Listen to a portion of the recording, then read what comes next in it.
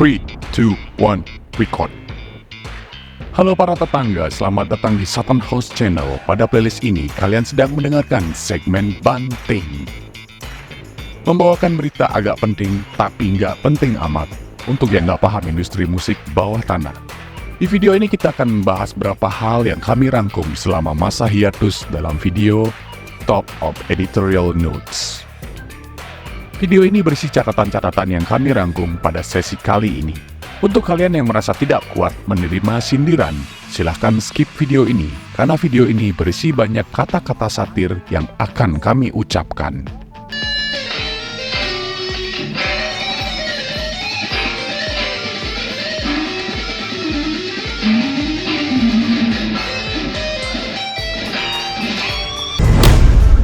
Yang pertama, fenomena over contact.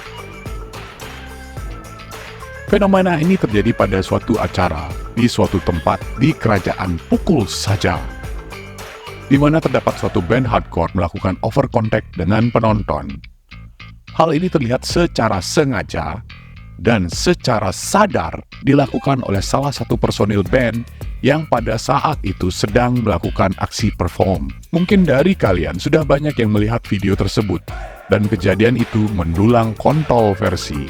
Sebenarnya, kami tidak ingin membahas hal ini, karena tindakan tersebut kami kategorikan kebodohan yang hakiki. Ya, entah kalian menafsirkan seperti apa, hal ini menjadi catatan kami untuk semua pihak. Band, penyelenggara, dan penonton agar dapat melakukan kontrol diri atas kedatangan Anda di suatu acara. Yang kedua, rilisan fisik band underground. Materi ini adalah titipan dari orang-orang terdekat kami, dari penyelenggara event, band, distributor, produsen, dan kolektor. Berita kali ini adalah titipan, di mana kami diminta untuk menggaungkan rilisan fisik. Ya, seperti yang kalian ketahui, rilisan fisik adalah suatu hasil karya musisi dalam bentuk nyata, baik berupa CD, kaset, ataupun vinil. Hal ini adalah untuk mengingatkan kalian bahwa rilisan fisik adalah suatu prasasti atas pencapaian musisi yang kalian idolakan. Apapun bentuk rilisan dari band, baik berupa album, EP, atau single yang dicetak dalam bentuk fisik seperti kaset, vinil, dan CD, sebagai warga yang baik, kami anjurkan untuk membeli yang asli, menikmati rilisan itu dengan memperhatikan artwork yang ada di dalamnya, tulisan-tulisan yang diketik di dalam rilisan fisik tersebut, serta mendengarkan dengan baik, karena untuk membuat rilisan fisik itu tidak murah. Berita titipan ini kami sampaikan pula apresiasi kepada kawan-kawan kami, para pemain band, distributor, dan kolektor, karena orang-orang ini adalah para sultan di mata kami. Sedikit catatan untuk kawan-kawan yang kami sebutkan di atas, yang ingin menggaungkan suatu rilisan fisik, setidaknya sertakanlah link pembelian pemutar CD atau vinil atau kaset dengan harga yang masuk akal. Hal ini membuat suatu ketimpangan karena keterbatasan produk pemutar CD dengan perkembangan platform digital. Catatan editorial. Yang mau promosi album sama kami, tolong jangan kirim album fisik ya, karena kami sudah tidak punya pemutar CD. Cukup kirim link platform digital kalian saja di kolom komentar atau DM Instagram kami. Terima kasih. Yang ketiga, fenomena band project. Fenomena ini mungkin mulai lumrah saat ini di Indonesia. Dari banyaknya berita band yang bergonta-ganti personil, musisi yang memulai solo karirnya, band yang personilnya cuma satu, dan sebagainya. Termasuk tren remote musician collaboration atau bahasa Belandanya ngeband jarak jauh, mengalami peningkatan yang sangat pesat. Hal ini karena didukung dengan peningkatan dukungan software seperti contohnya BandLab, suatu platform digital yang dikhususkan untuk para musisi berkolaborasi dari jarak yang jauh sekalipun, tanpa terbatas ruang dan waktu untuk berkomunikasi menghasilkan suatu karya. Bahkan menggunakan aplikasi ini hanya dengan modal smartphone.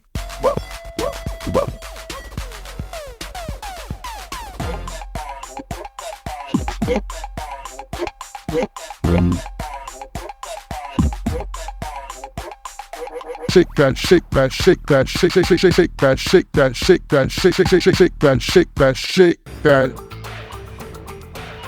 Dukungan software band lab dan internet mengingatkan kalian, para musisi, bahwa ada teknik kolaborasi ini yang sudah mulai banyak digunakan untuk berkolaborasi.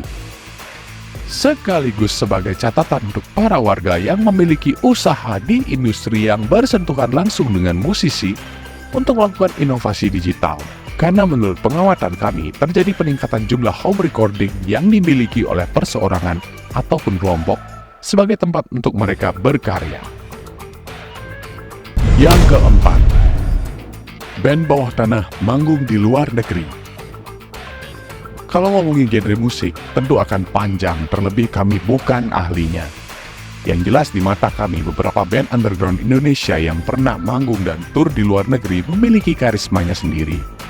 Coba deh kalian cek band Indo yang pernah main di luar negeri. Pasti pada setuju, mereka memiliki sesuatu yang layak, hingga akhirnya diundang ataupun mengadakan tur di luar negeri. Beberapa band Indonesia pernah main dan menjajal acara besar, mengadakan tur open air, opening band internasional, tour, dan sebagainya. Benua Asia, Eropa, Australia, Amerika mungkin sudah pernah diinjak oleh musisi Indonesia. Pada poin ini, kami memiliki pertanyaan khusus untuk personil band yang pernah memiliki pencapaian main di luar negeri. Pencapaian band ini sungguh sangat kami apresiasi karena tidak mudah dan tidak murah. Hingga aksi panggung Anda dapat didengarkan dan dipertontonkan di luar negeri. Namun, di dalam benak kami ingin bertanya, apa rahasia kesuksesan band tersebut? Mana yang lebih penting, menjaga eksistensi sebuah entitas band dan atmosfer band atau menghasilkan karya terbaik? Pertanyaan selanjutnya, apakah impact terbesar Anda sebagai band setelah pulang dari main di luar negeri?